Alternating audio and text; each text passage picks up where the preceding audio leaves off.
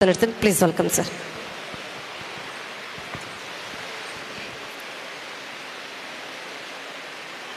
ನಾನು ಈಗಾಗಲೇ ಕೋಲಾರದ ಭಾಗದಲ್ಲಿ CBITಯಿಂದ ಹಿಡಿದು ನಮ್ಮ ಉದಯ ಕುಮಾರ ಇನ್ಸ್ಟಿಟ್ಯೂಷನ್ವರೆಗೆ ಎಲ್ಲ ಇನ್ಸ್ಟಿಟ್ಯೂಷನ್ಗೆ ಒಂದು ಬಾರಿ ನಾರಾಯಣ ಸ್ವಾಮಿಯವರ ಪರವಾಗಿ ಮತಯಾಚನೆ ಮಾಡಿದ್ದೇನೆ. ಆದರೆ ಇವತ್ತು ಕುಮಾರಣ್ಣ ಬಂದಾಗ ನಾನು ಬರಬೇಕು ಅಂತ ನಾರಾಯಣ ಸ್ವಾಮಿಯವರು ಕೇಳಿಕೊಂಡ ಕಾರಣ ನಿಮ್ಮನ್ನೆಲ್ಲ ನೋಡಿ ಒಂದು ನಗೆ ಮಾಡಿ ನಮಸ್ಕಾರ ಮಾಡಿ ನಾರಾಯಣ ಸ್ವಾಮಿಗೆ ವೋಟ್ ಕೊಡಿ ಅಂತ ಮಾತ್ರ ಕೇಳಲಿಕ್ಕೆ ಬಂದಿದೆ, ಅದಕ್ಕಿಂತ ಹೆಚ್ಚಿನ ಏನಲ್ಲ. ಇವತ್ತು ನಮ್ಮನ್ನು ಉದ್ದೇಶಿಸಿ ಮಾತಾಡಿ ಮತಯಾಚನೆ ಮಾಡಲಿಕ್ಕೆ ಬಂದಂಥ JDSನ ರಾಜ್ಯಾಧ್ಯಕ್ಷರು, ಮಾಜಿ ಮುಖ್ಯಮಂತ್ರಿಗಳು, ನನ್ನ ಆತ್ಮೀಯ ಮಿತ್ರ ಆದಂಥ ಕುಮಾರಸ್ವಾಮಿಯವರೇ, ನನ್ನ ಮಿತ್ರ ಆದಂಥ ಡಾಕ್ಟರ್ ಅಶ್ವಥ್ ನಾರಾಯಣರೇ, ಮುನಿಸ್ವಾಮಿಯವರೇ, ವೆಂಕಟ ಶಿವಾರೆಡ್ಡಿಯವರೇ, ಗೋವಿಂದರಾಜರವರೇ, ಎಲ್ಲರ ಅಟೆಂಡೆನ್ಸ್ ನಾನು ಕರೆಯಲ್ಲ, ಮಂಜುನಾಥರೇ, ಬಾಕಿ ಎಲ್ಲ ವೇದಿಕೆಯಲ್ಲಿ ಉಪಸ್ಥಿತರಿರುವಂಥ ಎರಡೂ ಪಕ್ಷದ ನಮ್ಮ ನಾಯಕರುಗಳೇ ಸೇರಿದಂಥ ಅಧ್ಯಾಪಕರೇ, ಉಪನ್ಯಾಸಕ ಮಿತ್ರರೇ ಮತ್ತು ಅಭಿಮಾನಿ ಬಂಧುಗಳೇ, ಪ್ರಾಯಶಃ ಮೊನ್ನೆ ತಾನೇ ನಡೆದಂಥ ಲೋಕಸಭಾ ಚುನಾವಣೆಯಲ್ಲಿ ನಾವು ನೋಡಿದ್ದೀವಿ. ವಿಶೇಷವಾಗಿ ಹೊಸ ರಾಜಕಾರಣ ಕರ್ನಾಟಕ ರಾಜ್ಯದಲ್ಲಿ ಮೊನ್ನೆ ಪ್ರಾರಂಭ ಆದ್ದನ್ನು ಕಂಡಿದ್ದೀರಿ.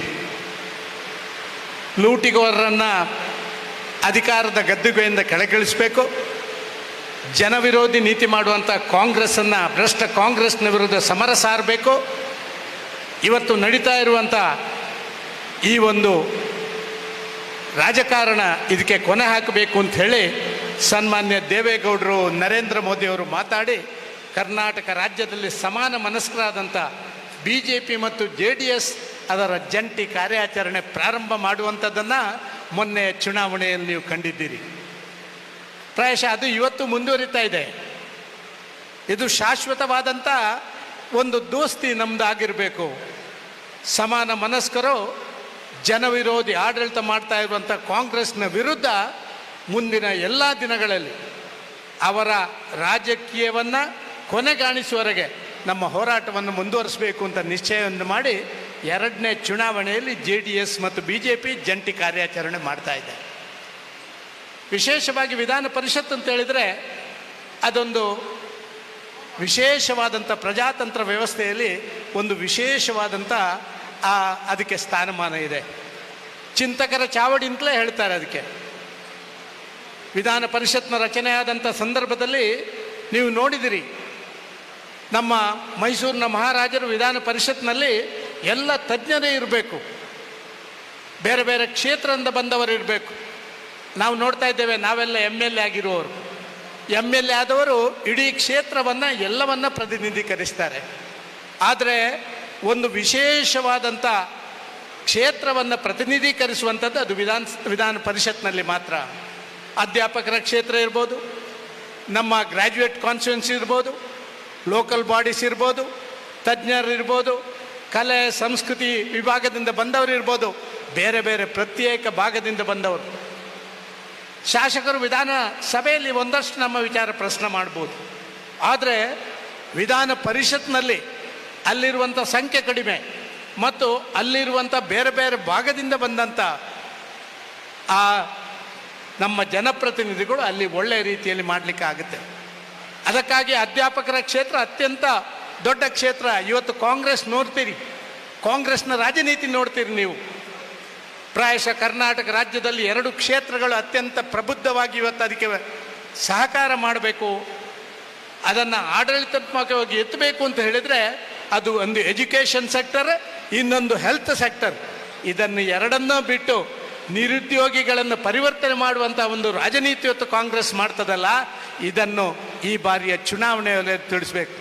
ನಾನು ಕುಮಾರಣ್ಣನ ಜೊತೆ ಮಾತಾಡ್ತಾ ಇದ್ದೆ. ಈಗ ಮೊನ್ನೆ ನಡೆದಂಥ ಪ್ರಥಮ ಹಂತದ ಚುನಾವಣೆ ಕರ್ನಾಟಕದ ದಕ್ಷಿಣ ಭಾಗ, ಪ್ರಾಯಶಃ ಭಾರತೀಯ ಜನತಾ ಪಾರ್ಟಿ ಮತ್ತು BJP ಅದ್ಭುತವಾದಂಥ ಒಂದು ಕಾರ್ಯಾಚರಣೆ ಮಾಡಿದೆ. ಕಾಂಗ್ರೆಸ್ಗೆ ಮುಖಭಂಗ ಆಗುವಂಥ ರೀತಿಯಲ್ಲಿ ಚುನಾವಣಾ ಫಲಿತಾಂಶ 4ನೇ ತಾರೀಕಿಗೆ ಬರ್ತದೆ ಅಂತ ಹೇಳುವಂಥದ್ದು ನಾವು ಕಂಡುಕೊಂಡಿರುವಂಥ ನಗ್ನ ಸತ್ಯ. ಇವತ್ತು ಅಧ್ಯಾಪಕರ ಕ್ಷೇತ್ರ ನಾನು ನಾರಾಯಣ ಸ್ವಾಮಿಯವರ ಬಗ್ಗೆ ಮಾತ್ರ ಮಾತಾಡ್ತೇನೆ, ಬೇರೆಯವರ ಬಗ್ಗೆ ಮಾತಾಡಲಿಕ್ಕೆ ಇಷ್ಟಪಡೋದಿಲ್ಲ. 3 ಬಾರಿ ಶಾಸಕರಾಗಿ ಅವರು ಮಾಡಿದಂಥ ಕೆಲಸ, ನಾನೇ ಅದಕ್ಕೆ ಒಂದು ಉದಾಹರಣೆ, ಕುಮಾರಣ್ಣ ಕೂಡ ಅದಕ್ಕೆ ಉದಾಹರಣೆ ಕೊಡ್ಬೋದು. ನಾನು ಮುಖ್ಯಮಂತ್ರಿ ಆಗಿದ್ದೆ, ಶಿಕ್ಷಕರ ಬಗ್ಗೆ ಅತ್ಯಂತ ಹೆಚ್ಚು ಕಿರುಕುಳ ಕೊಟ್ಟ ಯಾರೊಬ್ಬ ಶಾಸಕ ಇದ್ದರೆ ಅದು ನಾರಾಯಣ ಸ್ವಾಮಿ. ಬೆಳಿಗ್ಗೆ ಎದ್ದರೆ ಶಿಕ್ಷಕರ ಫೈಲ್ ಇಟ್ಕೊಂಡು ಬರೋದು, ಅದನ್ನೆಲ್ಲ ಕೇಳುವಂಥದ್ದು. ಅವರ ಕಾಲಘಟ್ಟದಲ್ಲಿ ನೀವು ನೋಡಿರ್ಬೋದು, ನಾವು UGCಯ 6ನೇ ಮತ್ತು 7ನೇ ಹಂತದ ಆ ಪೇಮೆಂಟ್ಗಳನ್ನು ನಾನು ಮುಖ್ಯಮಂತ್ರಿ ಆದಾಗ ಇವರು VS ಆಚಾರ್ಯನ ಕರ್ಕೊಂಡು ಬಂದು ಅದನ್ನು ಕೊಡಿಸುವಂಥ ಕೆಲಸ ಮಾಡಿದಂಥ ಕೀರ್ತಿ ನಿಮ್ಮ ಇವತ್ತಿನ ಅಭ್ಯರ್ಥಿ, ಇಂದಿನ ಶಾಸಕರಾದಂಥ ನಾರಾಯಣ ಸ್ವಾಮಿಗಳು. ನಮ್ಮ ಪಾಲಿಟೆಕ್ನಿಕಲ್ಲಿ ಅಧ್ಯಾಪಕರೇ ಇರಲಿಲ್ಲ ಸರ್, ಪಾಲಿಟೆಕ್ನಿಕ್ ಮುಚ್ಚಬೇಕು ಅಂತ ಹೇಳುವಂಥ ಭಾವನೆ ಇತ್ತು. ನಾರಾಯಣ ಸ್ವಾಮಿ ಬಂದು ಕೂತರು, ಗಲಾಟೆ ಮಾಡಿದರು. 650 ಪಾಲಿಟೆಕ್ನಿಕ್ಗೆ ಲೆಕ್ಚರನ್ನು ನೇಮಕ ಮಾಡಿದ್ದು, ಅದರ ಕೀರ್ತಿ ನಾರಾಯಣ ಸ್ವಾಮಿಗೆ ಸೇರ್ತದೆ, ಸನ್ಮಾನ್ಯ ಡಾಕ್ಟರ್ VS ಆಚಾರ್ಯಗೆ ಸೇರ್ತದೆ ಅಂತ ನಾನು ಹೇಳಲಿಕ್ಕೆ ಇಚ್ಛಪಡ್ತಾ ಇದ್ದೇನೆ. 1650 ಗ್ರ್ಯಾಜುಯೇಟ್ ನಮ್ಮ ಅಧ್ಯಾಪಕರ ನೇಮಕ, ಅಧ್ಯಾಪಕರಿಲ್ಲದಂಥ ಸಂದರ್ಭದಲ್ಲಿ ಕೂಡ 1650 ಅಧ್ಯಾಪಕರ ನೇಮಕ ಮಾಡಿದ ಅಂದು ನಾರಾಯಣ ಸ್ವಾಮಿ ವಿಧಾನ ಪರಿಷತ್ನ ಸದಸ್ಯರಾಗಿದ್ದರು. ಡಾಕ್ಟರ್ VS ಆಚಾರ್ಯ ನಮ್ಮ ಹೈಯರ್ ಎಜುಕೇಷನ್ ಮಿನಿಸ್ಟರ್ ಆದಂಥ ಕಾಲಘಟ್ಟದಲ್ಲಿ ಅಂತ ನಾನು ಹೇಳಲಿಕ್ಕೆ ಇಷ್ಟಪಡ್ತಾ ಇದ್ದೀನಿ. ಇದಕ್ಕಿಂತಲೂ ಹೆಚ್ಚು ನೀವು ಆಲೋಚನೆ ಮಾಡಿ, ನಾವೆಲ್ಲ ರಾಜಕಾರಣಿಗಳು ಕೂತಿದ್ದೇವೆ, ರಾಜಕೀಯಕ್ಕೆ ಇಳಿದ ಮೇಲೆ ಮತ್ತೆ ಅಧ್ಯಯನ ಮಾಡಿ ಒಂದು PhD ಡಿಗ್ರಿ, ಡಾಕ್ಟರೇಟ್ ಡಿಗ್ರಿಯನ್ನು ಯಾರು ರಾಜಕೀಯ ಕ್ಷೇತ್ರದಲ್ಲಿ ಪಡ್ಕೊಂಡಿದ್ರೆ ಅದು ನಾರಾಯಣ ಸ್ವಾಮಿ ಮಾತ್ರ ಅಲ್ಲದೆ ಬೇರೆ ಯಾರಿಂದಲೂ ಸಾಧ್ಯ ಇಲ್ಲ. ಡಾಕ್ಟರೇಟ್ ಪಡ್ಕೊಳ್ಳೋಕ್ಕೆ ಪುರುಸೊತ್ತೇ ಇಲ್ಲ ನಮಗೆ, ಆದರೂ ರಾತ್ರಿ ಹಗಲು ಪಡ್ಕೊಂಡಿದ್ದಾರೆ. ಇದರ ಅರ್ಥ ಒಬ್ಬ ಕಮಿಟೆಡ್ ರಾಜಕಾರಣಿ, ಅಧ್ಯಯನಶೀಲ ರಾಜಕಾರಣಿ, ಜನಪರವಾದಂಥ ಕೆಲಸ ಮಾಡಬೇಕು ಅಂತ ಹೇಳೋದಕ್ಕೆ ಪಣ ತೊಟ್ಟಂಥ ರಾಜಕಾರಣಿ ಅಂತ ಒಬ್ಬ ಶಾಸಕರು ಅಧ್ಯಾಪಕರ ಕ್ಷೇತ್ರಕ್ಕೆ ವಿಧಾನ ಪರಿಷತ್ನಲ್ಲಿ ಅವಶ್ಯಕತೆ ಇದೆ ಅಂತ ನಾನು ಭಾವಿಸ್ತಾ ಇದ್ದೇನೆ. ಅದಕ್ಕಾಗಿ ಅವರಿಗೆ ಮತಯಾಚನೆ ಮಾಡಲಿಕ್ಕೆ ನಾವು ಬಂದಿದ್ದೇವೆ. ನಾವೆಲ್ಲ ನೋಡಿದ್ದೇವೆ, ಎಲ್ಲ ಕಡೆ ಹೋಗಿದ್ದೇವೆ. ಇವತ್ತು ಕಾಂಗ್ರೆಸ್ನ ಸರ್ಕಾರಕ್ಕೆ ಚಾಟಿ ಬೀಳುವಂಥ ಶಾಸಕರು ವಿಧಾನಸಭೆಯಲ್ಲಿ, ವಿಧಾನ ಪರಿಷತ್ನಲ್ಲಿ ಅವಶ್ಯಕತೆ ಇದೆ. ನಾನು ಹೇಳ್ತಾ ಇದ್ದೆ, ಸಾಧಾರಣವಾಗಿ ಇವತ್ತಿನ ಕಾಂಗ್ರೆಸ್ ಸರ್ಕಾರ ಹೇಗಿದೆ ಅಂತ ಹೇಳಿದರೆ, ಒಂದು ಕೊಳಕು ಹಳ್ಳದಲ್ಲಿ ಬಿದ್ದಂಥ ಒಂದು ಎಮ್ಮೆ ಅಂತಾಗಿದೆ. ಎಮ್ಮೆ ಹಾಗೆ ಕೊಳಕು ಹಳ್ಳದಲ್ಲಿ ಆ ಎಮ್ಮೆ ಬಿದ್ದುಕೊಂಡು ಚಂದ ಇರುತ್ತೆ, ಆರಾಮಾಗಿರುತ್ತೆ. ಅದಕ್ಕೆ ಚಾಟಿಯೇಟುಗಳು ಎಲ್ಲ ಒಂದು ಬಿದ್ದರೆ ದೂರದಲ್ಲಿ ಬಿದ್ದಿದೆ ಅಂತ ಅದಕ್ಕೆ ಅಂದಾಜು ಆಗುತ್ತೆ. 2ನೇದು ಬಿದ್ದಾಗ ಎಲ್ಲೋ ಸ್ವಲ್ಪ ಹತ್ತಿರ, 3ನೇದಾಗಿ ನನ್ನ ಹತ್ತಿರ, 4ನೇದು ಸರಿ ಬಾರಿಸಿದ್ರೆ ಮಾತ್ರ ನನಗೆ ಬಿದ್ದಿದೆ ಅಂತ ಅನಿಸಿದೆ. ಪ್ರಾಯಶಃ ಅಂಥ 4 ಚಾಟಿಯೇಟುಗಳನ್ನು ಕೊಡಲಿಕ್ಕೆ ನಾರಾಯಣ ಸ್ವಾಮಿ ಮಾತು ಹೇಗೆ ಅವ್ರದ್ದಲ್ಲ, ಕಟಕ್ ಮಾತು, ನೇರ ಮಾತು. ಆದ ಕಾರಣ ಅಂಥವರನ್ನು ಆಯ್ಕೆ ಮಾಡಬೇಕು ಅಂತ ಹೇಳುವಂಥ ವಿನಂತಿಯನ್ನು ಮಾತ್ರ ಮಾಡಲಿಕ್ಕೆ ಬಂದಿದ್ದೇವೆ. ಪ್ರಥಮ ಪ್ರಾಶಸ್ತ್ಯದ ಮತಗಳನ್ನು ಅವರಿಗೆ ಕೊಡಬೇಕು. ಒಂದೇ ಓಟು, ನಾವು 2ನೇ ಓಟೇ ಕೊಡೋದು ಬೇಡ. ಒಂದು ಕೊಡುವಂಥ ಒಂದು ಓಟು ಕೂಡ ಅದಕ್ಕೆ ಡೆಕೋರೇಷನ್ ಎಲ್ಲ ಮಾಡಲಿಕ್ಕೆ ಹೋಗೋದು ಬೇಡ, ಬರೀ ಒಂದು ಎಳೆದ್ರೆ ಆಯಿತು.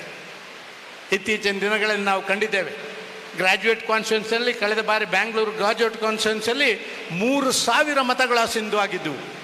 ಈ ಬಾರಿ ಅಂಥದ್ದಕ್ಕೆಲ್ಲ ಅವಕಾಶ ಕೊಡಬಾರ್ದು ಅಂತ ಮಾತ್ರ ವಿನಂತಿ ಮಾಡಲಿಕ್ಕೆ ಬಂದಿದ್ದೇವೆ. ನೀವು, ನನಗೆ ಗೊತ್ತಿದೆ, ನಾರಾಯಣ ಸ್ವಾಮಿ ನನ್ನ ಜೊತೆ ಸುದೀರ್ಘವಾಗಿ ನನ್ನ ಸ್ನೇಹಿತರಾಗಿರುವಂಥವ್ರು, ಒಂದು ವಿಶ್ವಾಸದಿಂದ ಕೆಲಸ ಮಾಡುವಂಥವ್ರು. ನೀವು ಯಾವ ವಿಶ್ವಾಸದಿಂದ ಅವರಿಗೆ ಮತ ಚಲಾವಣೆ ಮಾಡ್ತೀರಾ, ಆ ವಿಶ್ವಾಸಕ್ಕೆ ಸರಿಯಾಗಿ ನಿಮ್ಮ ಸೇವೆ ಮಾಡ್ತಾರೆ ಅಂತ ಹೇಳುವಂಥ ಭರವಸೆಯನ್ನು ಅವರ ಸ್ನೇಹಿತನಾಗಿ ನಾನು ನಿಮಗೆ ಕೊಡಬಲ್ಲೆ. ನಿಮ್ಮ ಆಶೀರ್ವಾದ ನಾರಾಯಣ ಸ್ವಾಮಿ ಮೇಲಿರಲಿ. ನಿಮ್ಮ ಆಶೀರ್ವಾದ ನಾರಾಯಣ ಸ್ವಾಮಿಯ ಮೇಲೆ ಇದ್ದು ಇವತ್ತಿನ ಕಾಂಗ್ರೆಸ್ಸಿನ ಅಭ್ಯರ್ಥಿಗೆ ಮುಖಭಂಗ ಆಗುವ ರೀತಿಯಲ್ಲಿ ನಿಮ್ಮೆಲ್ಲ ಕೆಲಸ ಕಾರ್ಯಗಳನ್ನು ಮಾಡಬೇಕು ಅಂತ ಹೇಳುವಂಥದ್ದನ್ನು ಮಾತ್ರ ಕೇಳಿ ತಮಗೆಲ್ಲ ತಲೆ ತಗ್ಗಿಸಿ ನನ್ನ ಮಾತು ನಿಲ್ಲಿಸ್ತೇನೆ. ಜೈ ಹಿಂದ್, ಜೈ ಕರ್ನಾಟಕ.